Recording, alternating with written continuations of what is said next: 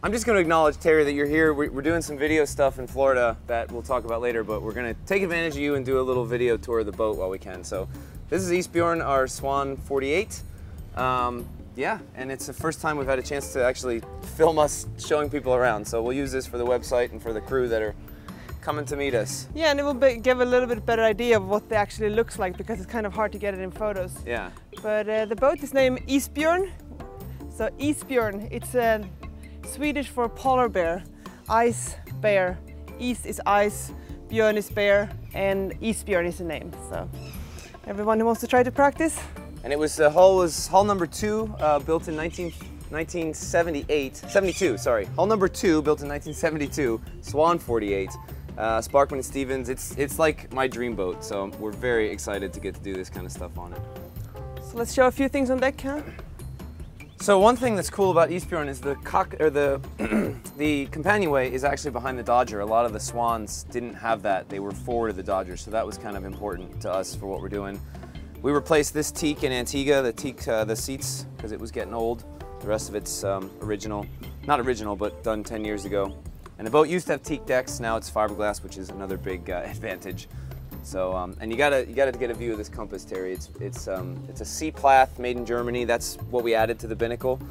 It's really nice, and you'll notice that there's no instruments, no chart plotters, anything out here. So when you're driving the boat, you get to look at the compass, which is really cool. And then you can see also above the companionway there, it's the instruments, it's speed, the wind direction, and the depth. So you can see them pretty clear from when you're steering. The other thing, to set expectations for the crew that comes with us, we do not have a shower on the boat. We have a shower, but it's out here. So this is our freshwater shower, so people have to get used to showering outside, but it's part of the adventure. And it's when Mia and I live on the boat, that's just what you do. And we have no hot water either, so at the moment anyway. We're debating whether to add that, but at the moment we have no hot water. What else out here, Mia? Just the safety gear. We have the life raft right in the back. Yep. We have a life sling. And we have a stuff. SS Denbu right here, so everything is kind of back at the helm. Want to Yep. just take a quick tour of the boat forward, or? Yeah. So we did that major refit in September. A bunch of our friends came to help out. Rory installed the solar panels, Rory and Kara, so that was cool. A lot of stuff you can't see. Like all the rigging is brand new, or you won't notice anyway. Caligo, John Franta, my friend, made us the titanium chain plates. So the rig's brand new all the way from the masthead down. We've got Caligo ducts running backstays and an inner forestay for the staysail. And then the backstay itself is ducts as well that has the SSB antenna running up inside of it, so that's pretty cool. Mia, you got to do all the varnish. Yeah, and thanks to everyone helping out the refit. They stripped all the old wood, so it was pretty easy for me just to start adding coats, but it's a work in progress. You'll also notice that one of the Dorade vents is different than the other. During the Caribbean 600 in February, at somewhere along the line, the nice metal one on this side got ripped off, ripped the wood right out of the thing, so we had to, that's all I could find in Antigua to replace it. But she's pretty simple. She's a nice big flush deck out here, which is great to work on at the foredeck. And then when we are sailing, of course, we have jack lines running both sides on deck where you can clip on. You can also clip on at the mast if you're up here working. So she's an easy boat to be around. Those of you that followed our blog, we broke the furler on the first trip of the year this year, so that's the new Harkin furler that my friend Clint and I built in Tortola on the grass, so that's been working really nicely. We're getting a new spinnaker pole, so by the time you guys, if you come in sailing with us, you'll see a different spinnaker pole. So that I got from another Swan 48 owner. And yeah, like Mia said, it's pretty simple. The other thing too, if you're into swans, originally they were built that each line coming off the mast had its own winch up here on deck, and they called it like a winch farm. There might have been 3 or 4 winches. There's another 48 we know of that even had the coffee grinder, you know, the big racing winches back here. But at some point in the history of this boat, somebody led all the lines from the mast back aft. And normally I don't like that, I've written about that before, but they did it really well. It's the way the boat came, and I'm not gonna undo it because it works pretty well. So that's a slightly different thing to how this boat would have originally been built. Yeah, when we got the boat, the life raft was up here, but it didn't fit here, so we decided this is a good spot for the dinghy now. It's an inflatable dinghy that rolls up very nicely, so when we're offshore, the dinghy always lives up here. It's out of the way, and it doesn't take up any space in the foredeck, so it's it's been pretty good. Yeah, it's perfect. It's really, really nice. Yeah. So that's pretty much the basics for out here. I mean, there's more details that you guys that are coming sailing with us will get to see when you get here, but that's kind of should give you a good feel of the boat. So we can start down below, I guess, Mia. Yep. So we can start showing aft here. This is the aft cabin. This is usually where me and Andy sleep when we're offshore. And this is 2 bunks right here, really good sea bunks. We have lee boards that comes up and they hook onto this clip right here. So that's the aft cabin. We have a head in here. It's a composting head. We really like it. We have one composting head here and then there's a regular head forward, just to have the variety. And then here's something really nice and special. We got a nice little plaque from a friend of us named Rodney Carroll. He hand stamped a plaque for the boat, so that's a little pride for us to have it there. So yeah, when you're coming out here then, when you're coming down through the companionway, we have the galley to the port side, and it's a pretty big galley. We have a 3-burner stove, oven, there's a big fridge. There's no freezer on the boat, but there's a very big fridge that we can store a lot of food in. It used to be a microwave here that we decided to take out. That was the first thing that went. First thing that went. Before we left the boatyard. Now it's just a big snack locker, so the crew can easily come down and grab snacks and stuff here. And there's a lot of storage back here as well. Just open one of the doors, Mia. Just a little. Here's a little tour. Have some food. Mia's very organized with her food. And then on the other side there's plates and glasses and everything. And also have to point out we have a very, very nice spice rack that a friend of us custom made for the boat. So that's I like cooking food, and it's nice to have the spices right there. Yeah. And then just to point out too, we have fresh water in one and salt water in the other one, and there's also pressure water. And these little guys are vents for the water tanks. So when we're filling the tanks, this is where it's so offshore we wash dishes in salt water, rinse in fresh water, just to save water. We have a water maker on the boat, but we have to be really careful about not relying on that because you never know when it's going to quit. So salt water, fresh water works really well. And it was like that when we got it. That was a cool thing. You know, a lot of times you're refitting an ocean sailing boat and you have to add all this crap, but it was on the boat when we got it, so that was like a big advantage. All right, cool. So we'll go forward. Don't miss the Isbjorn Swan plaque. It says 48002, so it's hull number 2, April 1972 when it was launched. So that's kind of a cool little memento to have as well. So when we do when we have crew in the boat, we only sell 4 spaces usually, unless we're racing or unless there's a couple on board. So 2 people stay in the V-berth, which we'll get to in a second, and then 2 people stay here in the pilot bunks. If you look on that side, the lee board is folded down, so that's kind of the import setup for the pilot bunk. And on this side, it's already folded up. So when we're at sea, you have a really nice, cozy little spot that you're not going to fall out of in the center of the boat, so there's less motion, and it's just they look small, but this is the nicest bunk on the boat.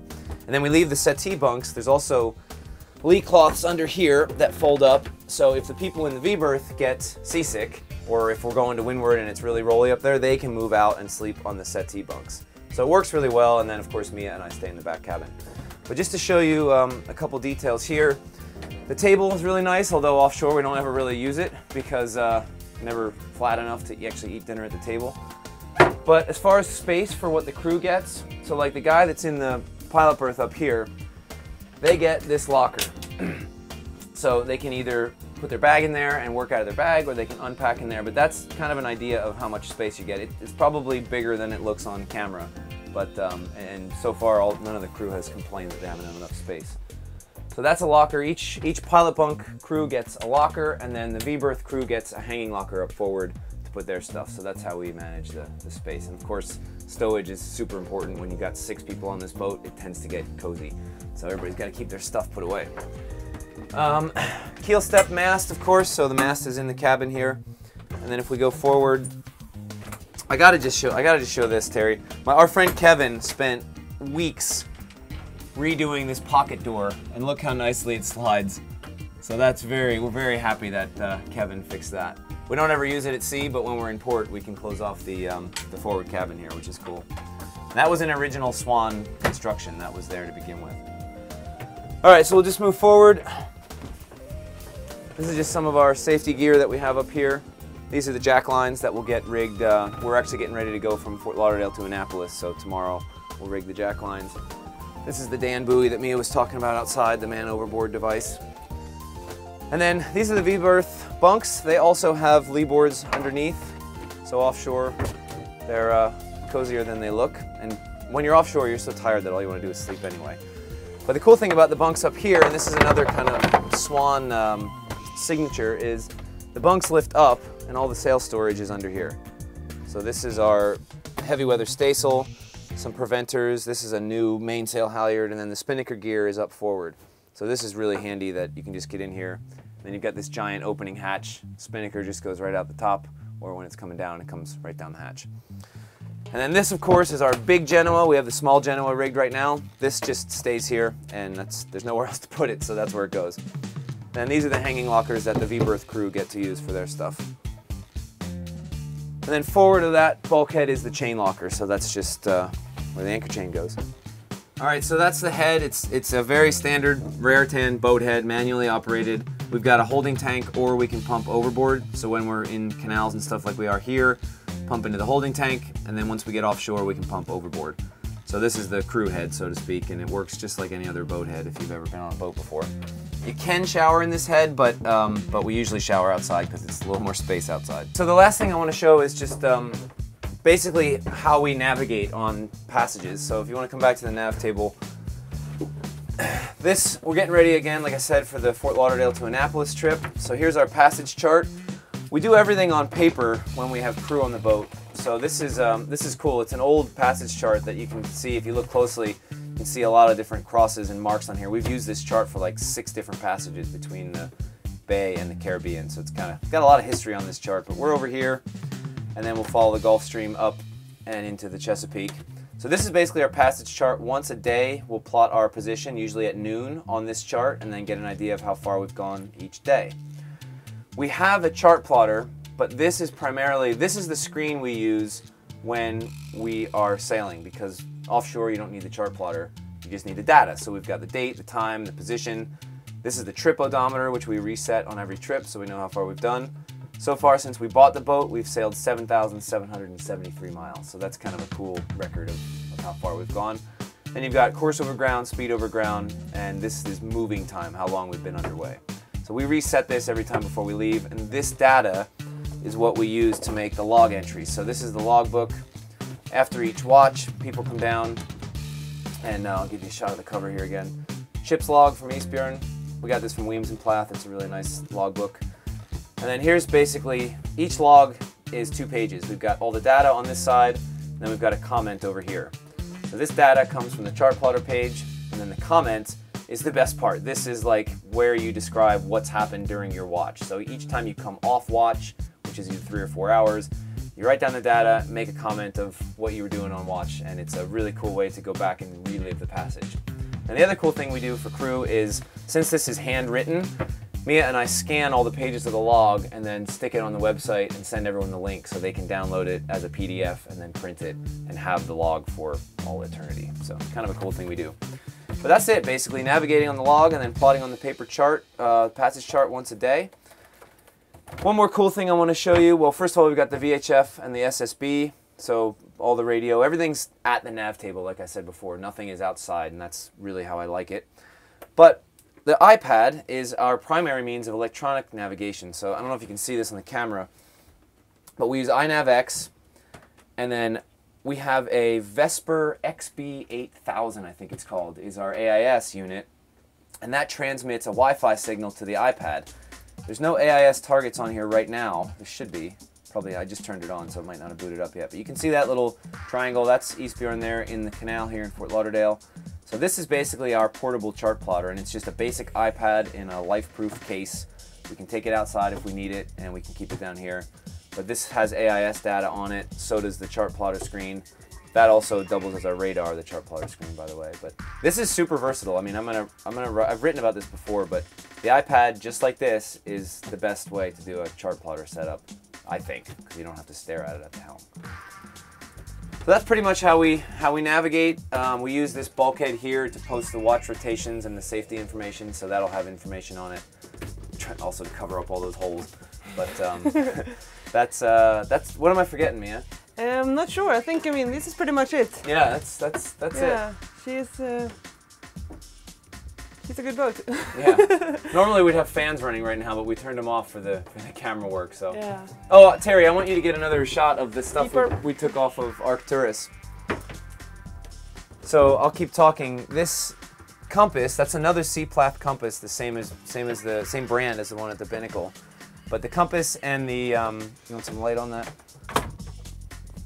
Compass and the clock and barometer came off of Arcturus, so they did not get sold with the old boat. They're kind of special things. They'll stay with us forever. So that's off of Arcturus, and the clock and barometer were wedding presents from my cousins that went on Arcturus, and they went across the Atlantic with us on Arcturus before. All right, I think that's it. Oh, you got to show the bear. Oh yes, here's a little boat mascot. Our little polar bear, Isbjorn. We got it from a friend Malin. She hand knitted, no, it's crocheted. Crocheted, yeah. So he's our little, I don't know if it's a female or male, but it's our little bear taking care of us offshore sailing. So thanks to Malin for that. Thank you, Malin. Cool.